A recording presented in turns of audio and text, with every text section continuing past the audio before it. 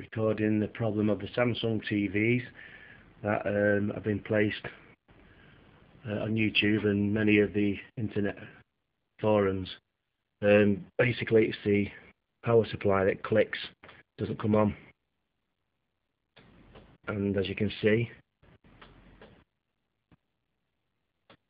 possibly here, this is the problem. You can hear the power supply trying to